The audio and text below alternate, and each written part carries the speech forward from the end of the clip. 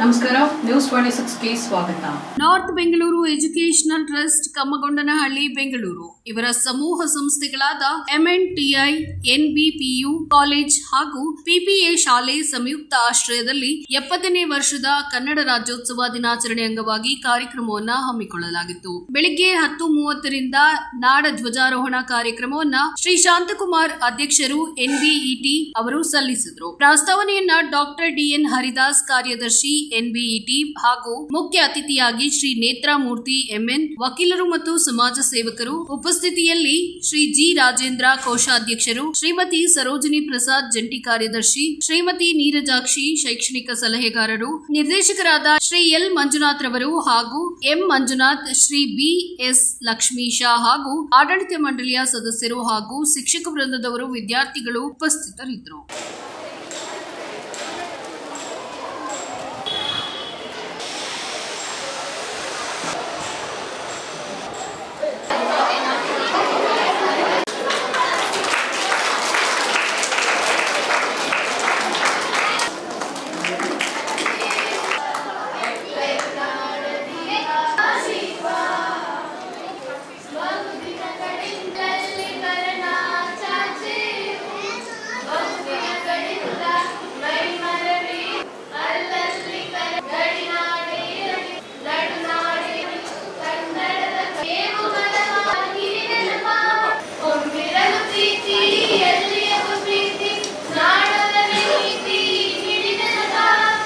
North Bangalore education ಟ್ರಸ್ಟಿನ ಆಶ್ರಯದಲ್ಲಿ ಈ ದಿನ ಹಮ್ಮಿಕೊಂಡಿರುವ ಕರ್ನಾಟಕದ 70ನೇ ರಾಜ್ಯೋತ್ಸವದ ಸಮಾರಂಭದಲ್ಲಿ ಅಧ್ಯಕ್ಷತೆ ವಹಿಸಿರುವ ಸಂಸ್ಥೆಯ ಅಧ್ಯಕ್ಷರು ಆದ ಶ್ರೀ ಶಾಂತಕುಮಾರ್ ಸರ್ ಅವರೇ, ಕೋಶಾಧ್ಯಕ್ಷರಾದಂಥ ರಾಜೇಂದ್ರ ಸರ್ ಅವರೇ, ಜಂಟಿ ಕಾರ್ಯದರ್ಶಿಗಳಾದಂಥ ಸರೋಜಿನಿ ಪ್ರಸಾದ್ ಅವರೇ, ಮತ್ತು ಇವತ್ತಿನ ಕಾರ್ಯಕ್ರಮದ ಮುಖ್ಯ ಅತಿಥಿಗಳಾದಂಥ ಸನ್ಮಾನ್ಯ ಶ್ರೀ NN ನೇತ್ರಮೂರ್ತಿಯವರೇ ಹಾಗೂ ಅಂತರಿಕ ಪರಿಶೋಧಕರಾದಂಥ ಲಕ್ಷ್ಮೀಶ್ ಅವರೇ, ನಮ್ಮ ಪರ್ಚೇಸಿಂಗ್ ಸೆಕ್ಷನ್ ಯುವ ಐಕಾನ್ ಅನ್ನೋದೇ ನಮ್ಮಲ್ಲಿ ಗುರುತಿಸಿಕೊಂಡಿರುವ ಸನ್ಮಾನ್ಯ ಮಂಜುನಾಥ್ ರಾವ್ ಅವರೇ, ಎಲ್ಲ ಉಪನ್ಯಾಸಕ ಮಿತ್ರರೇ, ಪ್ರಾಂಶುಪಾಲರೇ, ವಿದ್ಯಾರ್ಥಿಗಳು, ಇವತ್ತು ನಿಜವಾಗಲೂ ನಮಗೆಲ್ಲ ಸಂತೋಷದ ದಿನ. ಯಾಕೆಂದರೆ ತಾಯಿಯನ್ನು ನೆನೆಸಿಕೊಳ್ಳುವ ದಿನ, ನುಡಿಯನ್ನು ನೆನೆಸಿಕೊಳ್ಳುವ ದಿನ. ಈ ಮಣ್ಣಿನ ಜನ, ಈ ನಾಡಿನ ಜನ, ಈ ಭಾಷೆಯ ಜನ, ಇಲ್ಲಿ ಆಹಾರ ತಿನ್ನುವ ಜನ, ಇಲ್ಲ ಗಾಳಿಯನ್ನು ಕುಡಿಯುವ ಎಲ್ಲರೂ ಕನ್ನಡಿಗರು. ಕನ್ನಡಿಗರು ಅಂದರೆ ಕೇವಲ ಇಲ್ಲಿ ಹುಟ್ಟು ಬೆಳೆದವರು ಅನ್ನೋ ಭಾವನೆ ಇಲ್ಲ. ಕರ್ನಾಟಕದಲ್ಲಿ ಯಾರ್ಯಾರಿದ್ದಾರೆ ಅವರೆಲ್ಲರೂ ಕನ್ನಡಿಗರೇ ಎಂದು ಗಣ್ಯಮಾನ್ಯರು ತೀರ್ಮಾನ ಮಾಡಿರುವ ನಿಟ್ಟಿನಲ್ಲಿ ಇಲ್ಲಿರುವ ಪ್ರತಿಯೊಬ್ಬ ವ್ಯಕ್ತಿಯೂ ಕನ್ನಡಿಗರೇ. ಯಾರು ಇಲ್ಲಿ ವಾಸ ಮಾಡ್ತಾರೆ, ಯಾರು ಇಲ್ಲಿ ಬದುಕ್ತಾರೆ, ಯಾರು ಇಲ್ಲಿ ಜೀವನ ಕಟ್ಟಿದ್ದಾರೆ, ಅವರೆಲ್ಲರೂ ಕನ್ನಡಿಗರು. ದಕ್ಷಿಣ ಕನ್ನಡ ಆಳಿದ ರಾಜವಂಶಗಳನ್ನು ಗಮನವನ್ನು ತೆಗೆದುಕೊಂಡು ಅಟ್ಲೀಸ್ಟ್ ನಮ್ಮ ಮನೆಯ ಒಂದು ಗಂಧ ಕದಂಬಾದಿ ಚಾಲುಕ್ಯ ರಾಷ್ಟ್ರಕೂಟರ ವಿಜಯನಗರ ವೀರರ ಒಡೆಯರ ಸಬ್ ಮೈಸೂರು ಅದ್ರ ಇವರು ನಮ್ಮ ಆಳಿದವರು, ನಮ್ಮ ರಾಜವಂಶಿಕರು. ಇವರು ನಮ್ಮನ್ನ ಆಡಿ ಒಳ್ಳೆಯ ಪರಂಪರೆಯನ್ನ, ಒಳ್ಳೆಯ ಸಾಹಿತ್ಯನ, ಒಳ್ಳೆಯ ಕಲಾಕೃತಿಗಳನ್ನ, ಒಳ್ಳೆಯ ಸಂಸ್ಕೃತಿಯನ್ನ ಬೆಳೆಸಿದ್ದಾರೆ. ಇಂಥ ಸಮೃದ್ಧ ನಾಡು ವಿಜಯನಗರ ಸಾಮ್ರಾಜ್ಯ ಅಂದ್ರೆ ಇಡೀ ಜಗತ್ತಿಗೆ ಶ್ರೇಷ್ಠವಾದಂತ ವಿಚಾರವಂತ ಮಾಡಿದಂತ ನಾರ್ತ್ ಬ್ಯಾಂಗ್ಳೂರ್ ಎಜುಕೇಷನ್ ಟ್ರಸ್ಟಿನಲ್ಲಿ ಪೂರ್ಣಬಂಧ ಶಾಲೆ ಎನ್ನುವ ಒಂದು ಶಾಲೆಯನ್ನು ತೆರೆದು 550 ಸ್ಪರ್ಧೆಗಳನ್ನು ಹೊಂದಿರುವಂತ ನಮ್ಮ ಶಾಲೆ ಪ್ರತಿ ವರ್ಷವೂ ಕೂಡ ಒಂದು ರಾಜ್ಯ ಮಟ್ಟದ ದಾಖಲೆಗಳನ್ನು ಮಾಡ್ತಾ ಬರ್ತಾ ಇದೆ ಅಂತ ಹೇಳೋದಕ್ಕೆ ಬಹಳ ಹೆಮ್ಮೆ ಆಗುತ್ತೆ. ಇವತ್ತು ಈ ಪ್ರಸ್ತಾವನೆ ಮಾಡೋ ಕಾರಣ ನಿನ್ನೆ ತಾನೇ ಡ್ರಾಯಿಂಗ್ ಅಲ್ಲಿ ರಾಜ್ಯ ಮಟ್ಟಕ್ಕೆ ನಮ್ಮ ಹೆಣ್ಣುಮಗಳೊಂದು ಡ್ರಾಯಿಂಗ್ ಅಲ್ಲಿ ದಾಖಲೆ ಹಾಗೂ NBET ಸಂಸ್ಥೆಯ ಅಧ್ಯಕ್ಷರಾದಂತಹ ಶ್ರೀಮಾನ್ ಗುರುಜಿ ಶಾಂತಕುಮಾರ್ ಗುರುಜಿ ಅವರೇ ಹಾಗೂ ಕಾರ್ಯದರ್ಶಿಗಳಾದಂತಹ ಡಾಕ್ಟರ್ ಗುರುಜಿ DN ಹರಿದಾಸ್ ಗುರುಜಿ ಅವರೇ ಹಾಗೂ ಉಪಸ್ಥಿತರಿರುವಂತಹ ಎಲ್ಲ ಗಣ್ಯರೇ,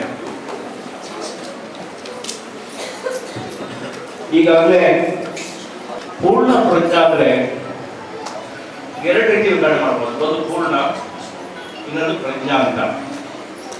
ಪೂರ್ಣ ಅಂದರೆ ಸಂಪೂರ್ಣವಾದಂತಹ ಸಂಪೂರ್ಣತೆ ಇರುವಂಥದ್ದು, ಯಾವುದೇ ಕೊರತೆ ಇರುವಂತಹ ಸ್ಥಿತಿಗೆ ಪೂರ್ಣ ಅಂತ ಸಾಮಾನ್ಯವಾಗಿ ಪ್ರಜ್ಞಾ ಅಂದರೆ ಜ್ಞಾನ ಅಂತ, ಅರಿವು ಅಂತ, ತಿಳುವಳಿಕೆ ಅಂತ, ಚೈತನ್ಯ ಅಂತ, ಅಥವಾ ಅತ್ಯಂತ ಬುದ್ಧಿ ಉಳ್ಳವರು ಅಂತ, ಬುದ್ಧಿಯ ಬೆಳಕು ಅಂತ ಅರ್ಥ. ಮಕ್ಕಳಿಗೆ ದಾರಿದೀಪ ನೀವೇನೆ, ಪೂರ್ಣ ಪ್ರಜ್ಞರು ಸಹ ನೀವೇನೆ. ಹಾಗಾಗಿ ಹೆಚ್ಚು ನಾನು ಮಾತಾಡಲಿಕ್ಕೆ ಹೋಗಲ್ಲ. ಈಗ ಬಾವುಟ ಧ್ವಜಾರೋಹಣ ಆದ್ಮೇಲೆ ಮಕ್ಕಳು ನಾಡಗೀತೆ ಹೇಳಿದರು. ಎಷ್ಟು ಸುಂದರವಾದ ನಾಡಗೀತೆ. ಕರ್ನಾಟಕ ಇಂತ ಮುಂಚೆ ಮೈಸೂರು ಸಂಸ್ಥಾನ ಇದ್ದಾಗ ಅವ್ರದ್ದು ನಾಡಗೀತೆ ಇತ್ತು.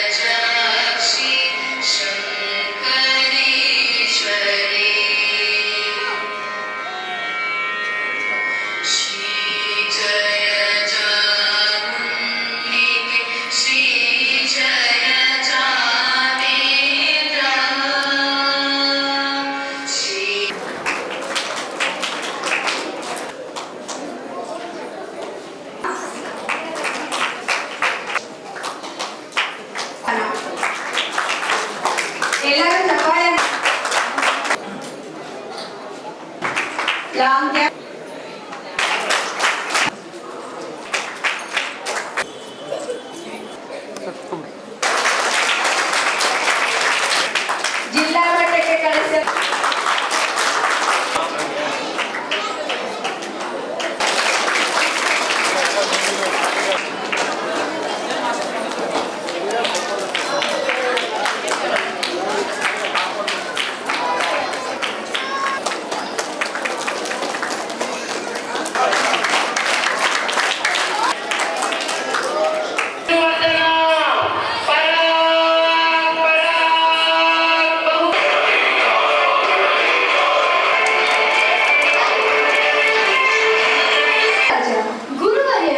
ನಮ್ಮ ನಿರೀಕ್ಷೆಗೂ ಮೀರಿ ದೇಗುಲವನ್ನು ಅದ್ಭುತವಾಗಿ ನಿರ್ಮಿಸಿದ್ದಾರೆ. ಮಹಾಪ್ರಭು, ಮಹಾರಾಣಿ ಶಾಂತಲಾ ದೇವಿಯವರು ನನ್ನ ಮೇಲೆ ನಂಬಿಕೆ ಇದ್ದು ಈ ಕೆಲಸವನ್ನು ವಹಿಸಿದರು. ಅದಕ್ಕೆ ನಾನು ಸದಾ ಚಿರಋಣಿ.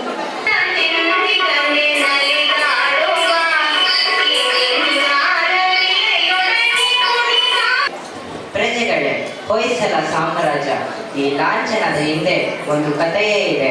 10ನೇ ಶತಮಾನದ ಸಿದ್ಧಾರ್ಥಾಚಾರ್ಯರ ಶಿಷ್ಯ ಶರಣರು ಹೇಗೆ ಈ ಸಾಮ್ರಾಜ್ಯವನ್ನು ಕಟ್ಟಿದ ನೋಡೋಣ.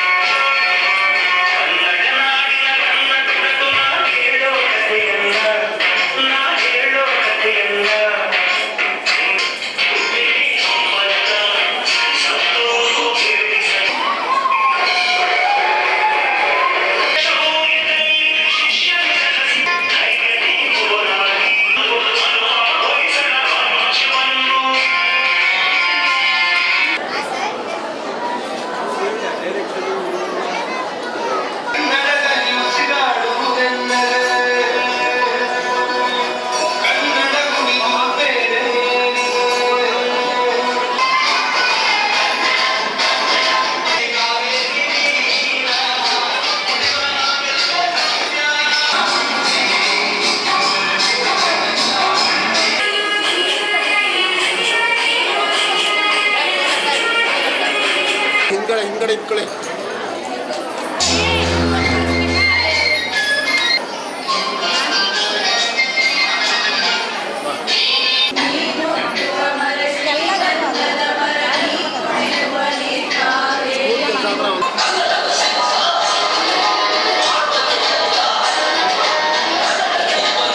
ಎಲ್ಲರಿಗೂ ಶುಭ ಮುಂಜಾನೆ.